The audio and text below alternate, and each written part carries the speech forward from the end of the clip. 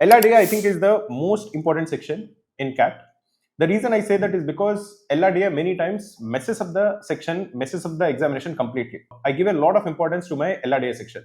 It starts off by many things, okay, small things, but for me, the most important section which makes or breaks my examination is the LRDI section. So there are certain things I do which I would want to tell you, and you can try to inculcate some of those habits if you find them to be useful. For me, for LRDI, I try to finish the verbal section at least 2-3 minutes before the time ends.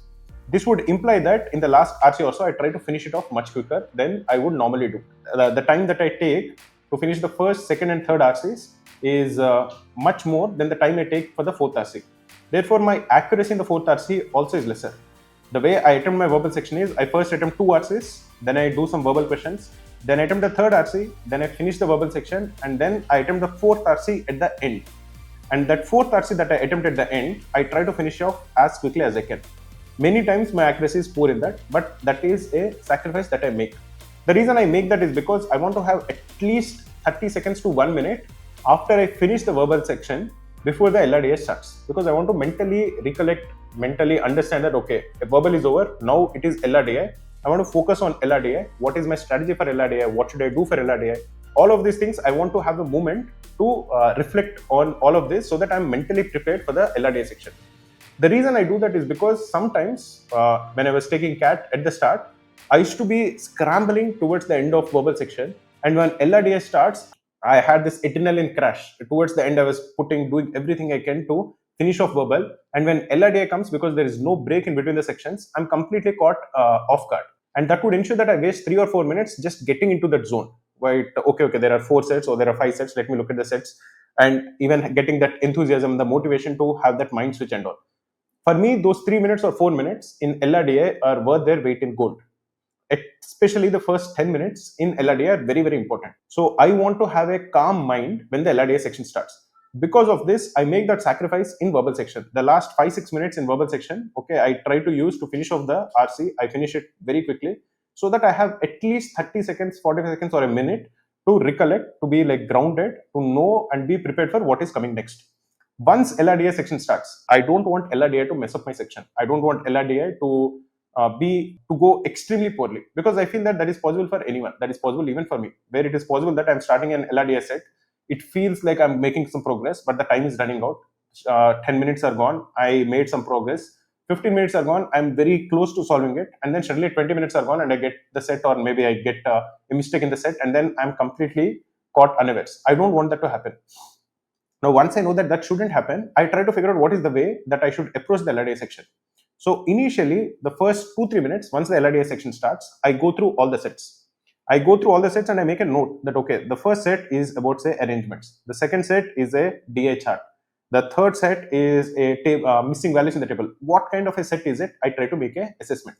The second thing I try to see is whether this LRDI can be completely solved or whether it has multiple cases. Because sometimes in an LRDI, you are given a set which cannot be completely solved. Sometimes the LRDI is such that after you solve the entire set, there are multiple cases possible, and every individual question has to be solved separately. So initially, I try to attempt the sets which can be completely solved, because I feel that if I'm spending 10 minutes or 50 minutes and I get all the questions correct, my mental health or my panic will reduce considerably. Getting that first set correct completely is very, very useful, and you should know that that set is correct. And in the individual questions, many times I won't feel confident. I feel that, okay, there is a chance I made a mistake. There is a chance I made some silly mistake. So even if I solve that 4 questions or 5 questions independently, I feel that I won't feel that confidence. On the other hand, if I solve the set completely and there is only one solution, and when all the answers I mark and the options are matching, I feel much more confident. I know that one set is done. For many of these reasons, I only attempt at the start questions or groups where I can solve it completely. That is the first thing. The second thing is, in the first 2 minutes itself, I make a priority order. I say that, okay, first I'm going to attempt the second set. Second, I'm going to attempt the third set. Third, I'm going to attempt first set. Something or the other where I know this is the priority order in which I attempt sets. So that when the examination starts, and if the first set I'm able to solve quickly, then there is nothing wrong with that. But in the off chance that I get stuck in the first set, I thought that the first set was easy, but then I'm stuck there. And then 8 minutes have passed or 10 minutes have passed. Then I make a room. I tell myself that, okay, I put so much effort, 10 minutes have passed, okay, this set I have solved it midway, but I leave it here, I'll go to the next one. But then I'm not in any confusion. When I'm leaving a set in the middle, that is obviously that is going to affect my confidence, but at least there is less confusion in my head because I have my priority order. I know that the second set is this one and I'll go and try to attack the second one. Then in most cases, at least the second one I get it correct. In some off chance, if I don't get the second one, I go to the third one. But when I have this priority order, there is less confusion in my head. There is less panic in my head. So even if I'm stuck with one set, okay, I ensure that after 10 minutes, I leave the set and I go to the next set. This ensures that many times I'm able to at least not panic in the LRDI sections. The third thing I would say is in LRDI especially, you should never give up. In the examination hall, you should never give up. Many times it has happened to me, many times. Okay, in the last, when I got 100 5 times, okay, LRDI I salvaged in the last minute at least 3 times, where it looked like I got one set correct and I made no progress in the remaining sets. And in that kind of situation also, I used to like have this adrenaline. I used to have put so much effort in the last few minutes without giving up, trying to find out some way in which I can solve a set. And that having that motivation or that optimism is very, very important, especially in the examination and especially in this section of LRDI. You might ask me, but sir, can you tell me some examples in which you have actually done it? I actually plan to make a video on my LRDI tricks next week, but just to give you a background, I'll give you a summary about what I did which worked for me. Okay, in one of the examinations, I think this was in CAT 2021 or CAT 2020, one of these two, there was one set about mangoes. I think there is a father who gave he had an estate. Okay, this was basically broken down into multiple parts, and I think they were distributed to 3 daughters. Every plot had a certain number of trees. It also had, I think, a certain types of trees. I think there were 2-3 types of trees, maybe mangoes and apples or something like that. What we are essentially asked to figure out is how many trees were there in each of these slots and what type of tree is that, and I think which of the daughters did this each of the plot go to. Something like that, which seemed like a simple missing values in the like basically it's a graph, 2D kind of a graph, but also had like an arrangements kind of a set. It was a simple LRDI set. It had 6 questions. I made some progress, but because it was a long set that was given, I did not read one of the clues. And because I did not read one of the clues, I made some progress, but I was not able to solve the set completely.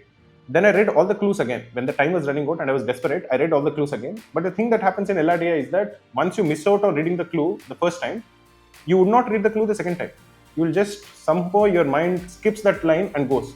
Multiple times I read it, but for some reason I was just missing that line.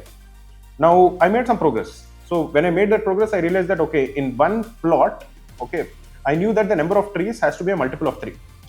That I was able to figure it out. But if I had read that line, I would have figured out that the number of trees in that plot would have been 6. But here I figured out that it will be either 3 or 6 or 9. That I was able to figure out by missing that line. Then I was desperate. I didn't know what to do. Then I looked at all the questions. In one of the question was basically how many trees were there in that particular slot. Then I realized that okay, and the options that were given, there was only 6 in them. There was no 3, there was no 9. And in whatever I was able to figure out, I know that that answer will be either 3 or 6 or 9. So based on both of them, I realized that the number of trees in that particular slot has to be 6.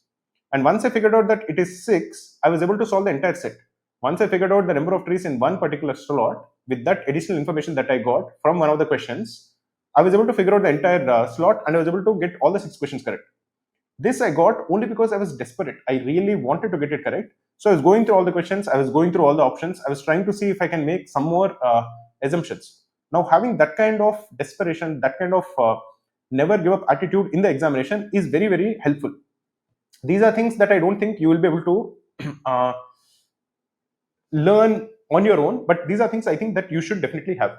Now coming back to what I was saying with respect to LRDI. The last thing I would tell you with respect to LRDI is don't forget the importance of TITA. Many times, again, in my desperation, I also put in some effort into what guess I should put in the TITA questions. Suppose I didn't attempt a set, but it has said 2 TITA questions. I just don't first not mark at all. I mark something or the other. The second thing is I put in at least 10-15 seconds into figuring out what would be a good guess for the TITA question. Now, there are some types of TITA questions where your guess will be pretty good. Suppose it's a games and tournaments set. Suppose you know that when you look at the instructions, you don't need to go very deep into it, but you know that the number of rounds in this games is say 5 or 6. Now, if one of the question is, and one of the question is a TITA question that, okay, in which round did a particular thing happen for the first time? or you can say that, okay, in which round did Ajay score more than Vijay for the first time, or something like that. Then you know that, okay, they're talking about one particular round. Okay, most likely the answer will not be the first round. This is just a random guess. Most likely it won't be the last round. So if it has 6 rounds, my TITA answer will not be 1 or 6. It will be 2, 3, 4 or 5. Most likely I would say the answer will be either 3 or 4. So many times I put it as 3. Again, this is a random guess that I'm giving you about how I think when I'm actually putting even TITA answers, where I don't just mark some random number. Without looking at the instructions, for example, I would not mark it. If I did not read the instructions, I would not know that there are only 6 rounds. And suppose I put an answer as say 12. Does it make any sense? It doesn't. So all I'm saying is, when you're marking TITA questions, spend 10 to 15 seconds going through the instructions. Just get a rough sense of what this set is about. Okay. Then try to read the question, try to make some sort of guess that, okay, will it be at the start, will it be at the end? If you're not able to make it, even then, just by understanding the set better, you are increasing your chances of getting it correct. The fact is, if you put 3, it is very likely that the answer is 5. So you won't get it correct, but you are giving yourself better chance of getting it correct.